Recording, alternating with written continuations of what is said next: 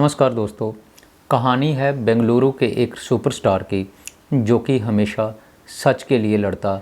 गरीबों का उसको मसीहा कहा जाता है। गरीबों और मज़लूम लोगों के लिए हमेशा वो आवाज़ उठाता। उसकी हर फिल्म सुपरहिट जाती। फिल्म के सुपरहिट होने की वो गारंटी होता। जिस फिल्म में प्रोड्यूसर उसको ले लेते तो समझ लो वो फिल्म हिट होने से कोई भी नहीं रोक सकता था। प्रोड्यूसर उस पर इतना यकीन करते कि उस पर अंधा पैसा लगाकर बड़ी से बड़ी फ़िल्म तैयार करने से प्रोड्यूसर कभी पीछे नहीं हटते। लोगों के बीच उसकी इमेज एक गरीबों के हक़ के लिए लड़ने वाले सुपरस्टार की थी। लेकिन जब हकीकत सामने आती है और उसके चेहरे से नकाब हटता है तो नकाब के पीछे एक विलन सामने आता है। जी हाँ दोस्तों, कन्नड़ फिल्मों का सुपरस्टार एक नौजवान के कत्ल के इल्ज़ाम में गिरफ़्तार होता है। जिसका कत्ल किया जाता है वो उस सुपरस्टार का एक फ़ैन था। अब ये बड़ी अजीब बात है कि एक सुपरस्टार अपने एक छोटे से फ़ैन का कत्ल क्यों करेगा। जिसका कत्ल किया जाता है वो एक गरीब मामूली सा लड़का था। दूसरी तरफ कत्ल करवाने वाला एक सुपरस्टार हमेशा चकाचौंध भरी ज़िंदगी जीने वाला, बड़े बड़े होटलों में रहना, हर समय उसके फ़ैन उसके आगे पीछे घूमते रहते। उसका चेहरा एक बार देखने के लिए लाखों की भीड़ हमेशा लगी रहती। किसी तरह से हमें अपने पसंदीदा एक्टर की सूरत दिखाई दे। लोग उसके घर के बाहर हमेशा खड़े रहते। जैसे ही वो घर से बाहर आए तो हमें सिर्फ एक बार अपने सुपरस्टार की सूरत दिखाई दे जाए। इतना बड़ा हीरो, बड़े बड़े होटलों में ठहरना, लेकिन कुछ ऐसा वाक़या होता है जिसने उसकी ज़िंदगी में एकदम से यू टर्न ले लिया। इतनी लग्ज़री लाइफ जीने वाला अचानक से जेल की सलाखों के पीछे पहुंच जाता है। इतने बड़े आदमी को पुलिस आसानी से गिरफ़्तार नहीं कर पाती।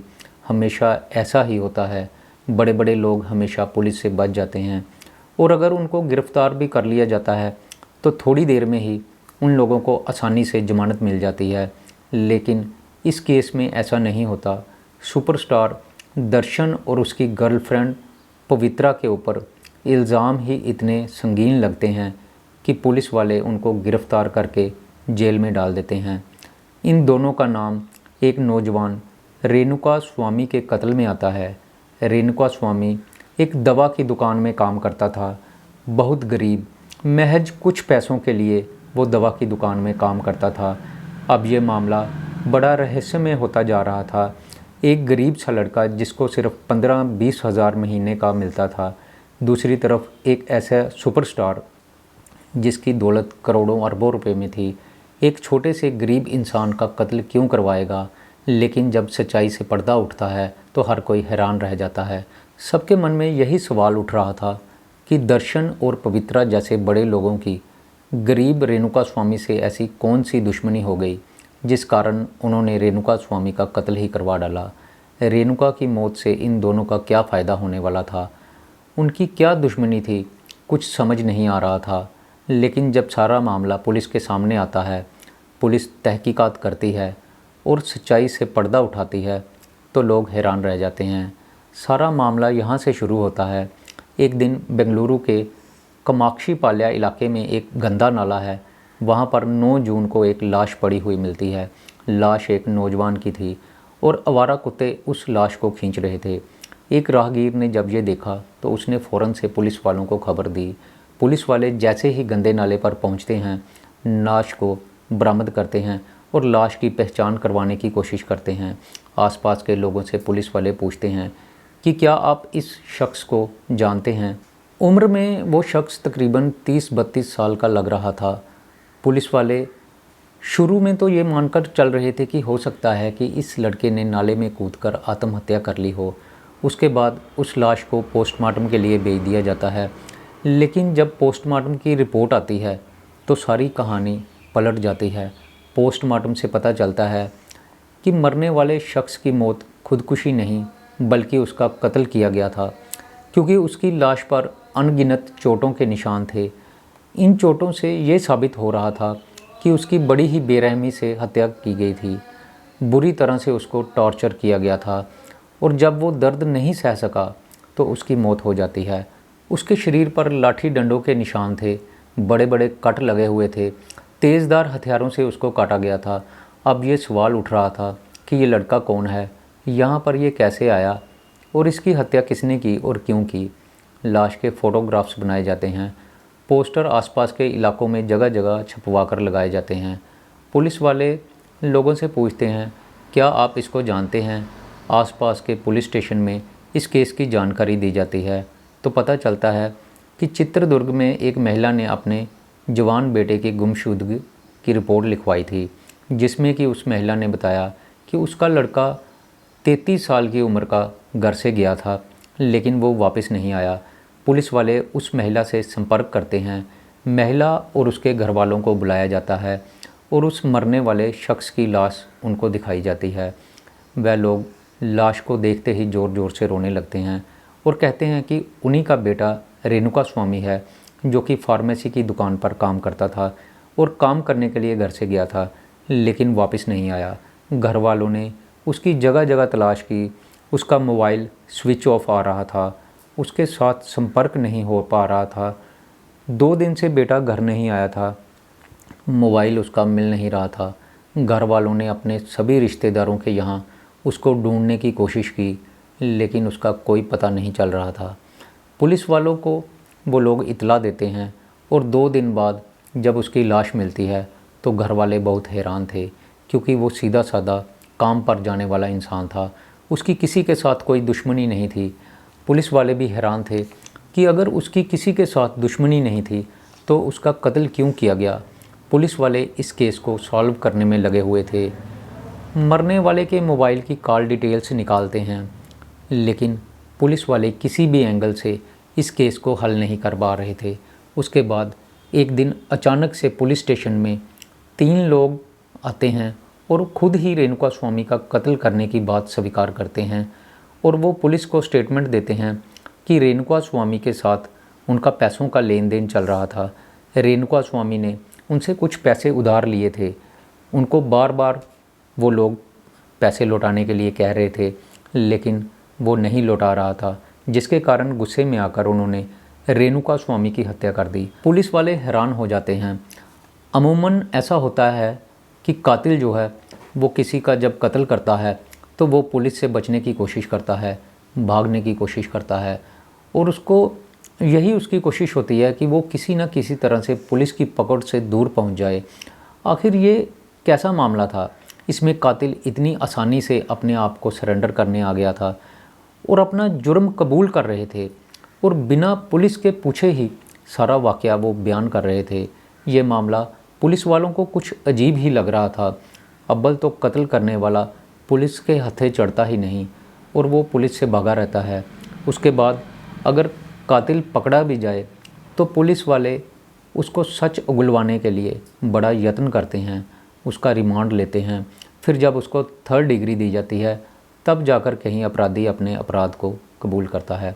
लेकिन इस केस में ऐसा नहीं हो रहा था। ये बड़ा अजीब केस था। कत्ल करने वाले खुद ही पुलिस स्टेशन आ गए थे और पुलिस को बड़ी आसानी से ये बता रहे थे कि हमने ही कत्ल किया है, हमने उससे पैसे लेने थे, वो दे नहीं रहा था और हमने गुस्से में आकर उसका कत्ल कर दिया। पुलिस वालों को कत्ल की ये थ्योरी झूठी लग रही थी। पुलिस वालों को ये लग रहा था कि ये केस जो है ये इस तरह का नहीं है जैसा इसको दिखाने की कोशिश की जा रही है। ये तीनों लोग इसके कातिल नहीं है, बल्कि किसी और के कहने पर पैसे के लालच में आकर कत्ल का इल्ज़ाम अपने ऊपर ले रहे हैं, जबकि कातिल कोई और है। पुलिस वाले उनमें से एक शख्स को 3rd डिग्री देते हैं और बाकी 2 लोग जो हैं उनको उसके सामने बिठा देते हैं। जब एक आदमी को पुलिस बड़ी बुरी तरह से मारती है तो बाकी के दोनों लोग घबरा जाते हैं। उसके बाद पुलिस वाले उन दोनों को अलग अलग कमरों में ले जाते हैं और सख्ती से उनसे पूछताछ करते हैं तो कत्ल की एक और ही कहानी निकल कर सामने आती है। ये कहानी ऐसी थी जिसने सबको हैरत में डाल दिया। इसमें कन्नड़ के सुपरस्टार दर्शन और उसकी गर्लफ्रेंड पवित्रा का नाम आता है। वो लोग बताते हैं कि उन्होंने रेणुका स्वामी का कत्ल एक्टर दर्शन के कहने पर किया और इस कत्ल कांड में कई और लोग भी शामिल थे। पुलिस वाले उन सभी लोगों को एक एक करके गिरफ्तार कर लेती है। वो लोग कत्ल की सुपारी देने, रेणुका स्वामी को किडनैप करने, टॉर्चर करने में शामिल थे। कत्ल की जो कहानी निकल कर सामने आती है वो यकीनन हैरान करने वाली और भयानक थी। पता चलता है कि एक्टर ने कुछ दिन पहले ही रेणुका स्वामी के कत्ल की सुपारी दी थी और जैसे ही सुपारी मिलती है 5-6 लोगों ने कत्ल की पूरी तैयारी की, रेणुका स्वामी पर नज़र रखनी शुरू की। किस समय वो घर से आता और किस समय वो घर जाता, कातिल इस पर पूरी नज़र रख रहे थे। फिर एक दिन वो रात को अकेला घर जा रहा था, 8 जून की बात है। तो कातिल रेणुका को रास्ते में अगवा कर लेते हैं और फिर उसको मैसूर में दर्शन के फार्म हाउस में लेकर जाते हैं। यहाँ पर दर्शन उसको कई घंटों तक टॉर्चर करता है। उसके बाद कातिल रेणुका स्वामी को बेंगलुरु लेकर आते हैं। वहाँ पर एक छोटा सा घर बना हुआ था, वहाँ पर उसको रखा जाता है। उसकी लाठी डंडों से बड़ी ही बेरहमी से पिटाई की जाती है। उसको वो लोग तब तक मारते पीटते हैं जब तक कि वो मर नहीं जाता, और इस तरह बड़ी ही बेरहमी से रेणुका को मौत के घाट उतार दिया जाता है। उसके बाद रेणुका की लाश कामाक्षी पाल्या के नाले में फेंक दी जाती है और वो लोग फरार हो जाते हैं। उसके अगले दिन 9 जून को लाश बरामद हो जाती है और सारे शहर में इस बात की चर्चा होने लगती है। अब दर्शन ये प्लानिंग बनाता है कि लाश बरामद हो चुकी है और पुलिस इसकी तहकीकात करते हुए कहीं उस तक ना पहुंच जाए, इसलिए वो 3 लोगों को 20 लाख रुपए का लालच देता है और उनको कहता है कि तुम पुलिस स्टेशन जाकर ये गुनाह जो है, ये कत्ल का इल्ज़ाम जो है वो अपने सर पर ले लो। और इस तरह से वो तीनों लोग पुलिस स्टेशन में जाकर पुलिस में बयान देते हैं कि हमने रेणुका स्वामी का कत्ल किया है। अब मामला साफ़ हो चुका था।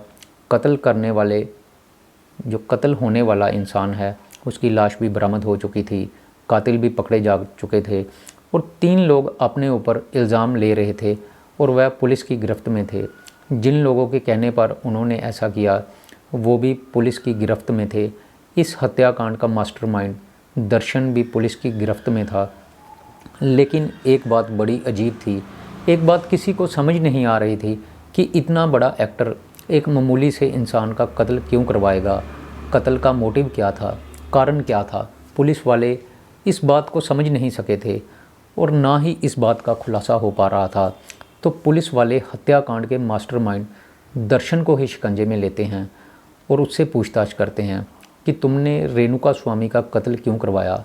उसके बाद दोस्तों जो कहानी निकल कर सामने आती है वो एक बार फिर से सभी लोगों को हैरत में डाल देती है।